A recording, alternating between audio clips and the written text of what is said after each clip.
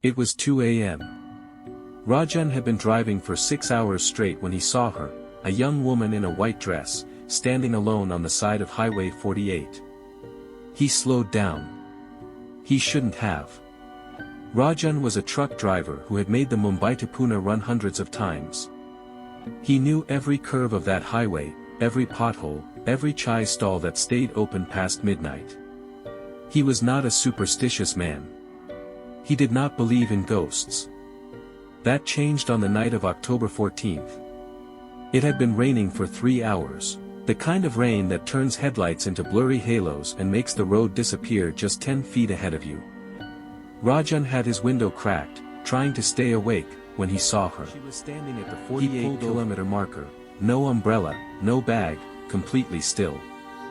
Her white salwar was soaked through, her hair plastered across her face. She wasn't waving.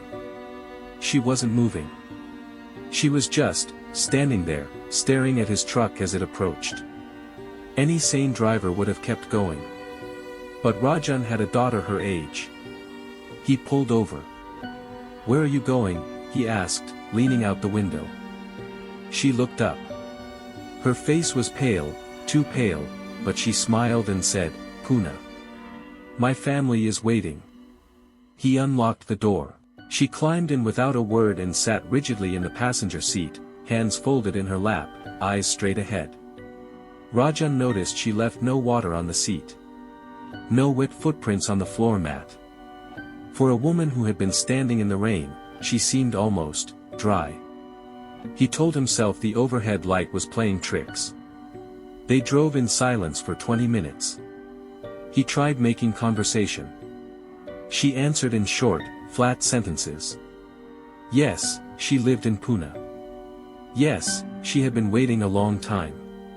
No, she didn't have a phone. Then she said something that made his blood go cold. "You should slow down before the bridge. Someone always dies there." Rajan frowned. There was no bridge on this stretch of Highway 48. He had driven it for 11 years. He knew that for a fact. He turned to tell her so. The seat was empty. Rajan pulled over and got out of the truck, heart hammering. He checked the back. He checked under the seats. Nothing. The door had never opened. He would have heard it, felt the rush of air. She was simply gone.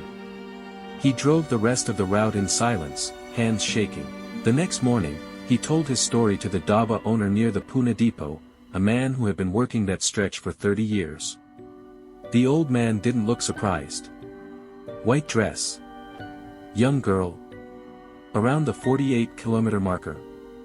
Rajan nodded. The old man set down his cup. She's been appearing since 1987. A girl was killed there, hit by a speeding truck on a rainy night, just like tonight. They say she warns drivers before something bad happens.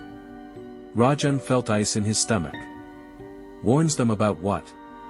The old man pointed to the news playing on the small TV in the corner. A bridge, newly constructed, just 3 kilometers past the 48-kilometer marker, opened only last week, had partially collapsed in the night's rain. 2 trucks had gone over the edge. Rajan had passed that spot at exactly the moment she disappeared. Whether you believe in ghosts or not, one question remains: if Rajan had not slowed down that night, if she had not whispered those words about the bridge, would he have been one of those trucks at the bottom of the ravine? Some say she still appears on rainy nights. Always at the 48-kilometer marker. Always in white. Always with a warning: drive safe. And if you ever see a woman standing alone on a highway at 2 a.m., maybe, just maybe, listen to what she has to say.